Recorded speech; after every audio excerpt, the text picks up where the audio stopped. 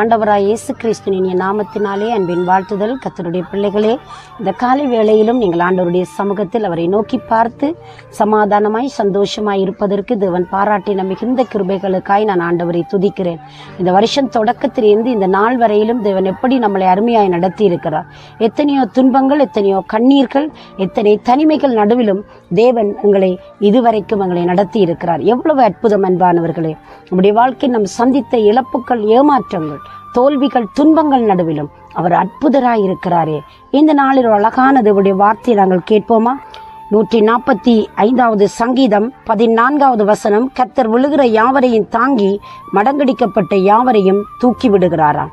அவர் தம்மை நோக்கி பார்த்து தம்மை சேவித்து தேவனை நம்பி அன்றைக்கு ஓடின ஓட்டங்களிலே பல சறுகல்கள் வந்தது உண்டுதான். ஆனால் தேவன் விழுந்தவர்களை அப்படியே விழுந்து போக விடுகிறவர் அல்ல.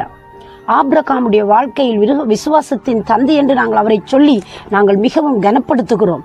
அவரை குறித்து நாங்கள் பெருமிதமாய் பேசுகிறோம், உண்மைதான். ஆனால் அவருக்கு ஒரு இக்கட்டான சூழ்நிலை வந்தது. அவர் தன்னுடைய மனைவியை பார்த்து சகோதரி என்று சொல்லக்கூடிய ஒரு சூழ்நிலை வந்தது. ஆனால் ஆண்டவர் அந்த நிலையிலும் அவர் செய்த அந்த நீதியான, அவர் செய்த மேன்மையான, அவர் நம்பின அந்த நம்பிக்கைகளை ஒரு நாளும் மறந்து போகல. பாருங்க, அந்த சிறிய விடயத்தை அவர் இரக்கமாய் மன்னித்தார். அந்த மனிதனுக்கு வாக்கு பண்ணினது போல குழந்தை இல்லாமல் இருந்த அந்த வேளையிலே அவருடைய நிலையை பார்த்து அவருக்கு கொடுத்த வாக்கை நிறைவேற்ற தேவன் வல்லமை உள்ளவராய் இருக்கிறார். இந்த இடத்திலே சங்கீதக்காரன் சொல்கிறான், விழுகிற யாவரையும் தாங்கி மடங்கடிக்கப்பட்ட யாவரையும் அவர் தூக்கி விடுகிறாரா. ஒரு உயரத்தில் வைத்து கனம் பண்ணி மகிழ்கிற கடவுளாய் இருக்கிறார். மனிதருக்கு பலவீனம் என்பது உண்டுதான். ஆனால் அந்த பலவீனத்தில் பலனை கொடுத்து வெட்கப்படாமல் தைரியப்படுத்தும்படி தேவனுடைய கரம் அவர்களை நடத்துவதை நாங்கள் பார்க்கிறோம். அன்பானவர்களே, இன்றைக்கும் இந்த நாளிலே நீங்கள் எந்த சூழ்நிலை விழுந்து போயிருக்கிறீர்கள்? ஒருவேளை மனமடிவினால் விழுந்து போயிருக்கிறீங்களா? மனச்சோர்வினால் விழுந்து போயிருக்கிறீங்களா? மன காயங்கள் ஏற்பட்டு உங்களோட வாழ்க்கையில் வந்த சறுக்குதல்கள் எத்தனை ஏராளமாய் இருக்கிறதா? ஒருவேளை தேவன் வாக்கு கொடுத்தார், இன்றைக்கு வரையும் அதை எனக்கு நிறைவேற்றவே இல்லை என்று சொல்லி நீங்கள் விழுந்தது போல ஒரு அதைரியப்பட்ட சூழ்நிலைக்குள் நீங்கள் கடந்து போகிறீங்களா? அந்த விழுகையிலிருந்து உங்களை தூக்கி எடுப்பதற்கு, உங்களை ஒரு வெற்றி பாதையில் நடத்துவதற்கு தேவன் இன்றைக்கு அற்புதராய் உங்கள் பக்கமாய் கடந்து வந்திருக்கிறார். தாவீதுடைய வாழ்க்கையில் அவர் தவறினது உண்டு, அவர் தேவனை துக்கப்படுத்தினது உண்டு, தேவனை மறந்து போனது உண்டு, தேவனை மறுதலித்ததும் நேரங்கள் போன்று வந்த சந்தர்ப்பங்கள் அநேகம்.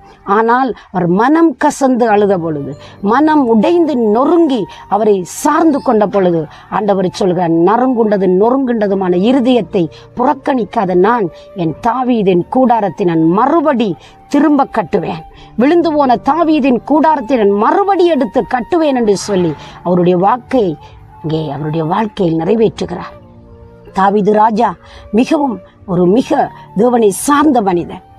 ஆனால் அதைரியமடைந்து வீழ்ந்து போன நிலைமைகள் வந்ததுதான். தேவன் வீழ்ந்தவனை வீழ்ந்ததாக விட்டுவிடவில்லை, அவனை தூக்கி எடுத்தார்.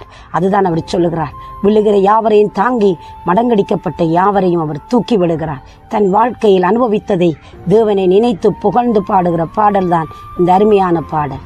அன்பு பிள்ளையே, இந்த காலை நேரத்திலும் நீயும் ஒருவேளை உன் வாழ்க்கையிலே பலவிதமான சோர்வுகளினாலே உடைந்து போய், மனம் சோர்ந்து போய், வீழ்ந்து போய் கிடக்கிறாயா?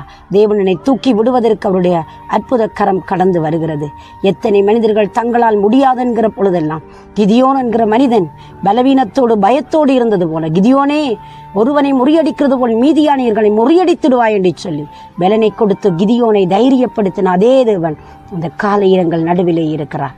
உங்களுக்கு பலன் கொடுப்பார், உங்களை தூக்கி எடுத்து நிலைநிறுத்துவார். தேவனை நோக்கி பார்க்க நீங்கள் ஆயத்தமா? நான் உங்களுக்காக ஜெபிக்கட்டும். பரிசுத்தம் நிறைந்த நல்ல ஆண்டவரே இயேசு கிறிஸ்துவின் வல்லமுள்ள நாமத்தினாலே உன் பிள்ளைகள் எந்த நிலையில் வீழ்ந்து சோர்ந்து மனம் அடிவாகி இருந்தாலும் அந்த நிலையில் இருந்து தூக்கி எடுத்து நிறுத்தி உன் பிள்ளைகளை கனம் பண்ணி காக்கும்படி நான் ஜெபிக்கிறேன். உடைய கரத்தில் ஒப்படைக்கிறேன். நீங்க பொறுப்படுங்க, ஆசீர்வதிங்க, காத்துக்கொள்ளுங்க. இயேசுவின் நாமத்தில் ஆசீர்வதித்து ஜெபிக்கிறேன் எங்கள் ஜீவனுள்ள நல்ல பிதாவே. ஆமேன், ஆமேன். தேவன் தாமே உங்களை நிறைவாய் ஆசீர்வதிப்பாராக. God bless you.